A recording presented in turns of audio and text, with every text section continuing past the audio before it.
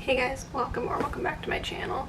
So today is getting close to the end of June. It's my last day off in June, so I'm counting because I'm on call this weekend, so I'm not gonna have time to film it this weekend probably. But today is June 24th, and I wanted to do the mid-year book freakout.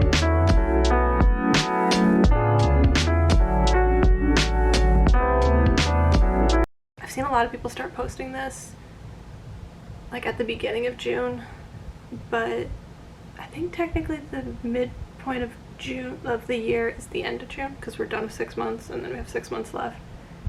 So I wanted to just kind of film this at some point in June, and the month completely has slipped by and here we are.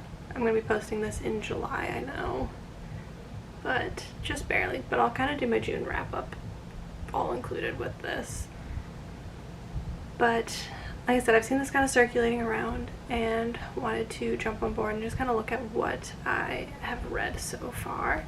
I'm just going to jump right into this because I don't want this to be a super long video, and I feel like it's going to be anyway because I always ramble, but that's just what I do. Question number 1 is the best book I've read so far in 2023, and for me that's I would say it's really easy because I only had one 5-star read, but I think I might have to call it a tie. But the tiebreaker is probably going to be the one that I rated 5 stars, and that is Happy Place by Emily Henry.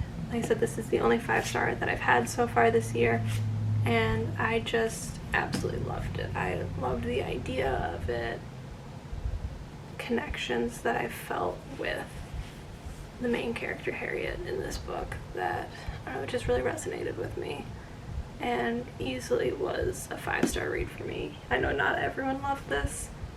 I still don't know if I like this better than Beach Read because that was my previous favorite Emily Henry book, but I think this one honestly might rank above it, but it's been a couple years since I read Beach Read, so I'm not sure. But I don't know, I just absolutely loved that this didn't focus on the romance. Like, there was so much more going on. There was just growth and such a good friendship dynamic in here that it didn't feel like a stereotypical romance. Like, I don't know, it just made me feel a lot more. I want to give a quick shout out to Powerless by Lauren Roberts because I just read this and I rated it probably like a 4.5, 4.75 because I really liked it. I really liked the characters. There was just, I don't know, something a little bit missing. I liked the premise. I don't know, I feel like there's more that I want to find out about some of the characters that I didn't necessarily love them, but this is a series, and so I feel like there are certain characters that we're not supposed to fully love at this point because we don't know what's going to happen in the next series, or in the next book of the series. So this one definitely ranks very high up there, but I rarely ever give the first book in a series 5 stars, so didn't quite beat out Happy Place. The best sequel I've read so far in 2023. I haven't really read too many series this year. I don't know. I've only read 3 series so far this year, and that is Kingdom of the Wicked, Hunger Games, and then the Frida McFadden Housemaid series. And I feel weird saying it, but I think I might rate what is it even called? The Housemaid's Secret might be my favorite sequel, just because it wasn't what I was expecting. I was worried it was going to be just like the first one in the series, and it was definitely different enough that I was surprised. But I don't know, I've already read, like, I knew what was going to happen in Hunger Games. I just hadn't ever read the 3rd book, so I kind of already knew that one. And Kingdom of the Wicked I enjoyed, but I didn't love it. But I feel like, I don't know, there's a ton of books and sequels that I'm going to be reading. A new release I haven't read yet but want to. So there's 2 of them that are on the top of my TBR right now that are brand new releases. And that is The Housemaid is Watching and Powerful. Powerful, I don't know when it came out, but I'm starting this today as I'm filming this.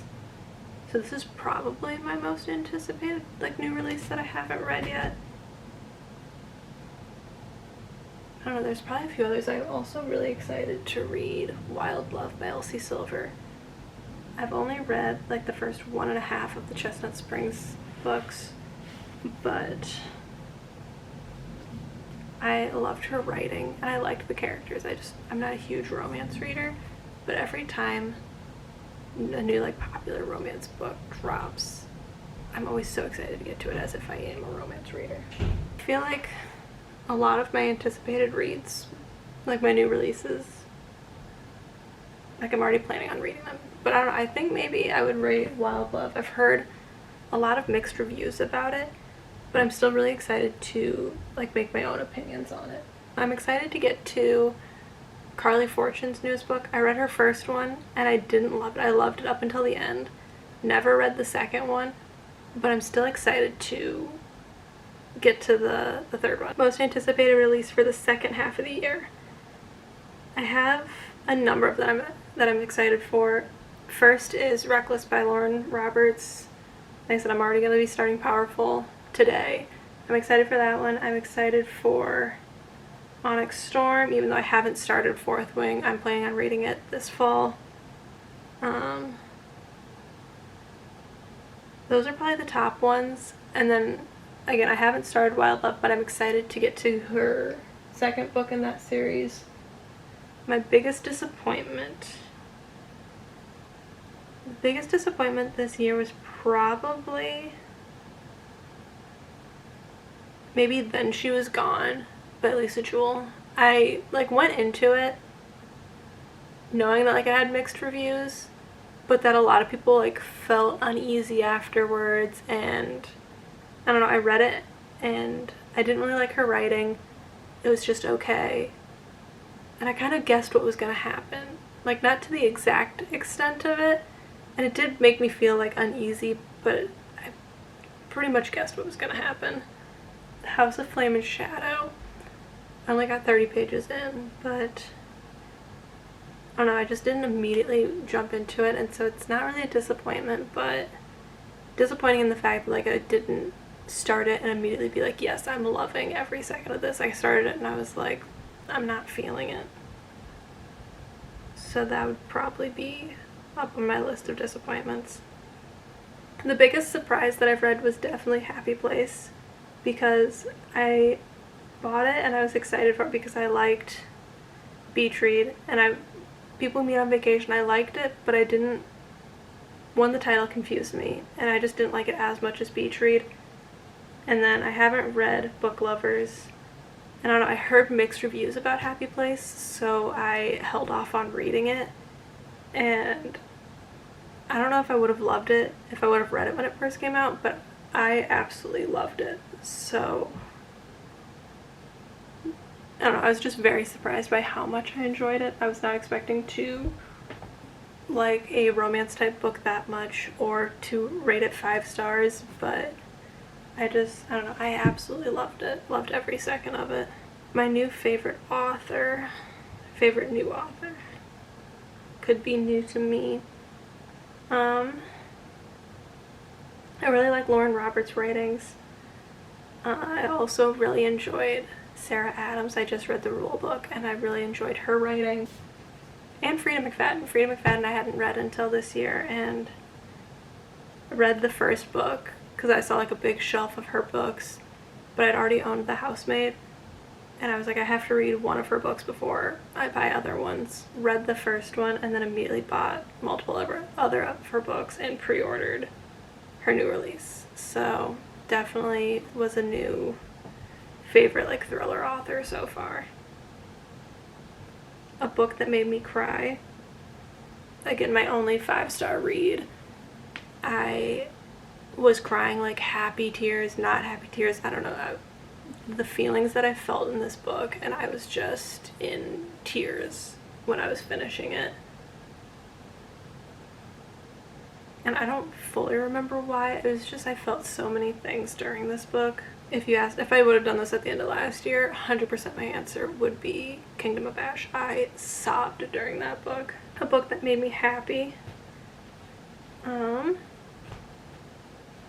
It's not necessarily a book, but I kind of mentioned it earlier, but I read the Improbable Meet Cute mini series, and there was a few of those that just made me so excited to read a romance book. And I have my list of them on here.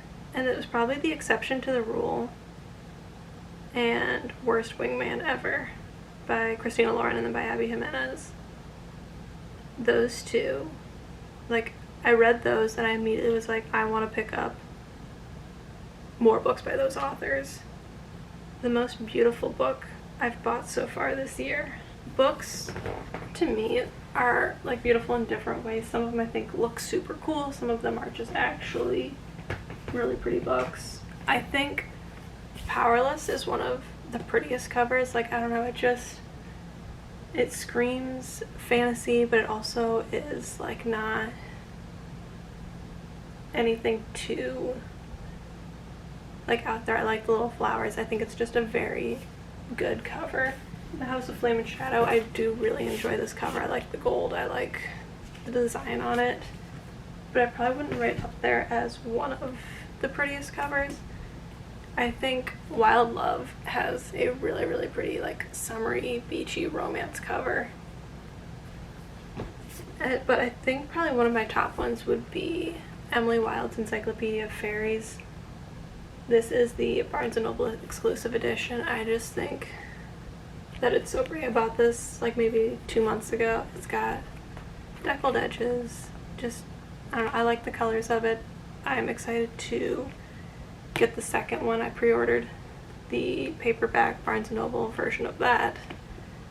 I just think it's such a pretty cover. It's not a book I'm necessarily thrilled to read, because I don't know, cozy fantasy isn't necessarily my thing, but I think the cover is gorgeous. And then one that I think is cool that I've never seen anyone talk about, but I bought simply because of the cover, so I feel like I kind of want to include it, is Flamecaster by Cinda Williams Chima. I initially saw one of the other books in the series. I think it was maybe the second one, and I was like, that cover looks so cool. And then found the first one and bought it simply because I thought the cover was so cool. And the premise seemed interesting enough. But I'm hoping to get to this fall. The last question is books I need to read by the end of the year. And I mean, there's so many I need to read, but definitely the tops of my priority list are some of the new releases. Onyx Storm, Reckless. I really, really want to get to this series that I found. I want to read Caraval. I really am excited to get to Elsie Silver's books. I want to read these, and she's been republishing the original series of hers, and I'm really excited to get to those as well. I think top my priority list is The Housemaid is Watching, Reckless, Love in Other Words. Those two are probably at the very, very top of my list. Really am trying to not buy as many new books unless they're new releases in series that I'm already working on. I'm gonna try and be a lot better for the end of the year. I want to try and only have one large book buying day for my birthday, but other than that I just want to buy books for series and just kind of some of the new releases. But yeah, I'm really excited for the rest of the year, and I don't have a ton of lofty reading goals, but I feel like I also read a ton during summer and fall. I feel like that's when I read the most books, and my goal this year was to read 30, and the number on Goodreads is technically off because I read 6 novellas, so it counts them all as different books. But if I count all of them as like 2 books, because a bunch of them were like 100 to 200, like they were all over 100 pages. But that still puts me at like 18 of 30, so I'm already over halfway. And like I said, I definitely think I read more at the end of the year. And 2 of the books I read this year were the first 2 of Crescent City. I reread those, and those are thick books. That is it for today's video.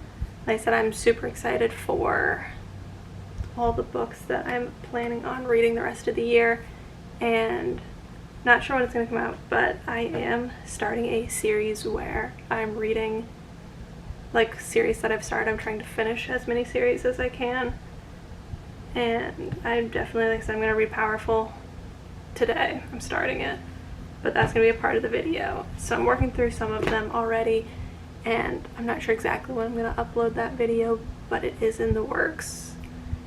And like I said, if you enjoyed this video, please subscribe to my channel and give it a thumbs up. Give me any suggestions or ideas you have that you would like to see, and I will see you guys next time. Bye.